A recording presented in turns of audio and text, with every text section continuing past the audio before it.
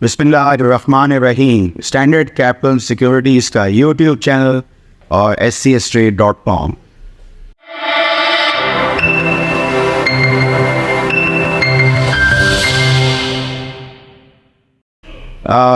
सामी इस वक्त वापस हम देख रहे हैं कि डॉलर कुछ थमा है और वापस नीचे आया है PKR के मुकाबले में।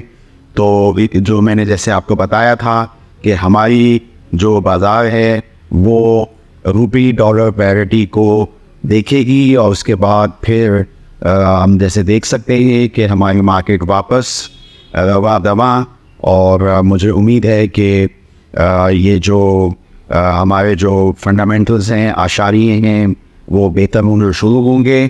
कल ऑक्शन थी डी-बिल्स की और उसमें जो मुख्तलिफ टेनर के 3, 6 और 12 महीने के जो यील्ड्स हैं वो भी नीचे आई हैं। ये भी अच्छी खबर है हमारी मार्केट के लिए। और बहुत सारे तज्ज़ियाकार भी ये कह रहे हैं जैसे ट्रेजरर्स कि हो सकता है कि हमारे इंटरेस्ट रेट जो हैं वो पीक आउट हो चुके हैं। ये अच्छी खबर होती है किसी भी इक्विटी मार्केट के लिए और हमारी इक्विटी मार्केट के लिए ये अच्छी खबर हो सकती है कि आगे चल के इंटरेस्ट रेट वापस एक यानी कर्व उल्टा शुरू हो जाएगा, इंटरेस्ट रेट कम होने शुरू हो जाएंगे। हो सकता है कि ये चीज़ जनवरी फरवरी से हो क्योंकि उस वक्त जो CPI के नंबर्स भी होंगे वो भी नीचे आना शुरू हो जाएंगे। तो ये इससे पहले ही मार्केट इसका एक अच्छा असर ले सकती है। पहले ही जैसे ही स्टेट बैंक गवर्नर का बयान आया कि इंटरेस्ट रेट शायद इससे ज़्यादा 22% से ज़्यादा नहीं बढ़ेंगे तो हमने देखा कि हमारे मार्केट ने एक बहुत अच्छी मूव दिखाई। इसमें मैं देख रहा था कि अब बैंकिंग सेक्टर के तीसरे क्वार्टर के नताइज आ रहे हैं और इसमें हम उनूज डिविडेंड्स देखते हैं। मसलन UBL बैंक का मैं अभी भी थर्ड क्वार्टर में थर्ड इंटरम 11 रुपये डिविडेंड देखता हूँ। इसी तरीके से हबीब बैंक का थर्ड क्वार्टर में थर्ड इंटरम तकरीबन 3.5 से 4 रुपये डिविडेंड देखता हूँ।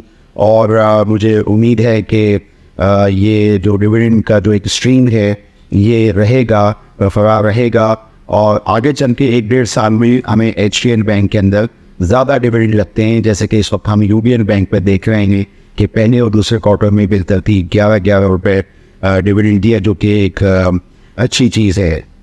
पाकिस्तान रिफाइनरी के हवाले से मैंने बड़ी तफसीलन बताया था और अभी भी मज़ीद इसमें ख़बरें आई हैं। एक तो ये है कि रूस ने इसको मज़ीद नॉमिनेट किया है और दूसरा ये है कि इसकी प्रोडक्शन कैपेसिटी बढ़ेगी और पाकिस्तान रिफाइनरी इस वक्त एक अच्छी बेहतर सूरत हाल है। वो कि ये एक कोस्टल रिफाइनरी है और हम अभी भी ये समझते हैं कि जो लोकल क्रूड को जो प्रोसेस करती है वाटर रिफाइनरी वो ज़्यादा फेवरेबल उसमें है। लेकिन बाहर कोस्टल रिफाइनरीज़ के अंदर पाकिस्तान रिफाइनरीज़ ने अपने प्रोजेक्ट्स पिछले 5-6 सालों में टाइम लाइन्स पे मुकम्मल किए हैं।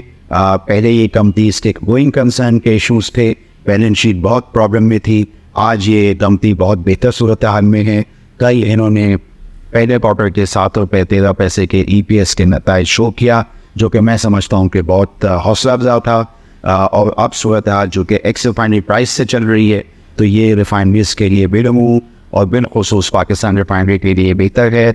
जाते जाते मैं ये कहूँगा कि CPEC के हवाले से वापस बाज़गश्त हमें सुनाई दे रही है।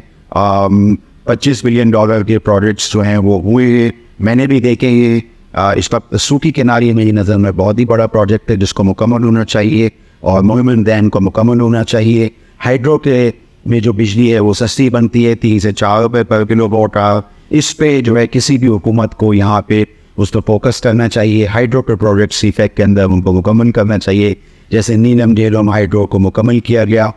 तो ये है कि हमारी लोड शेडिंग के मसाइल इसी से पूरे हो सकते हैं। ये बहुत तवील मुद्दत के हैं और इसके लिए हमें वापस चीनी जो कंपनियां हैं इनको यहाँ पे लाना होगा। आप स्टैंडर्ड कैपिटल सिक्योरिटीज़ के यूट्यूब चैनल को सब्सक्राइब कीजिए। ये जो बैंक्स और कंपनियां मैंने बताई हैं इनके मुताबिक रेशो आप हमारी वेबसाइट पे देखते रहिए। आपका शुक्रिया। For more details, call us today at 111 111 721. Open an account with Standard Capital Securities. Start investing in your financial future. Talk to our experts and get access to exclusive market research and much more.